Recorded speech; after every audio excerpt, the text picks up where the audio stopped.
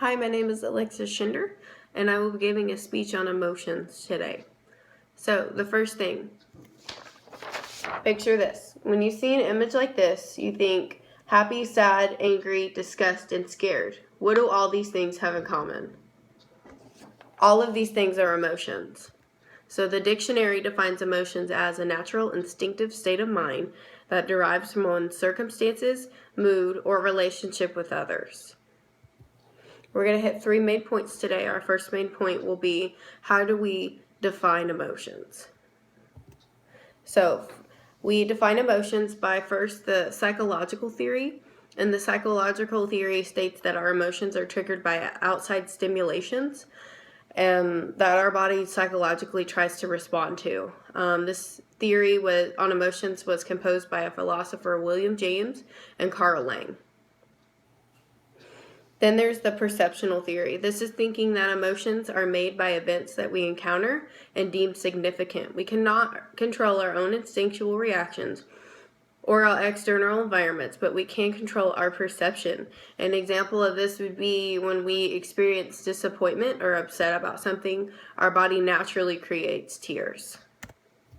Then there's the social theory, and this is when we interpret that our emotions are developed by our surroundings, like where you live or who you mingle with and what sort of heritage you're from. So not everyone will have the same reaction to something. This means and proves that our emotions are individual for each person. Second main point is, how do we effectively communicate our emotions? Well, there's framing rules, and this is when we give meaning to a certain event or situation. For example, birthdays are a happy thing and memorial services would be a sad thing. Then there's feeling roles. That means you have the right to feel a certain way in a certain situation. For instance, if you get a promotion at a job, you have the right to feel proud of yourself. You have the right to feel pride. Feeling roles can differ between, different families and households.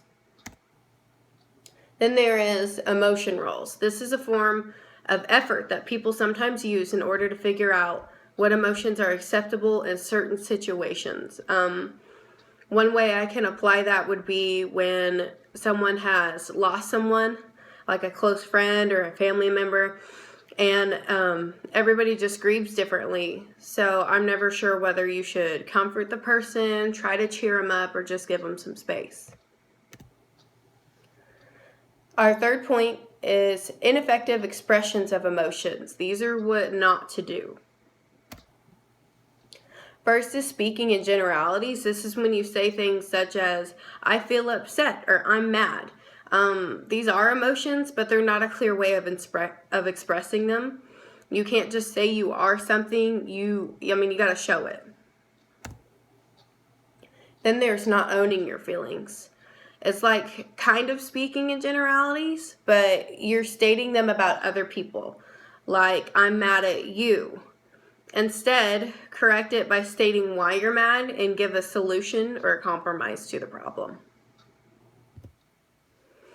Then there's counterfeit emotional language.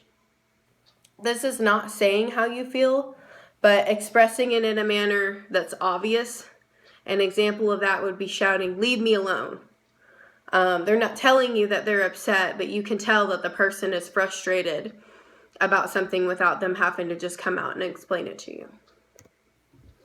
So in conclusion, after finishing all 3 of these steps, you will have completed emotional intelligence. This means that you understand what emotions are, how to properly express them, and how not to express them. You can be in touch with your feelings without being overwhelmed by them, and you can channel your feelings and really understand how people feel without just having to come out and explain it to you. So these are my works cited pages.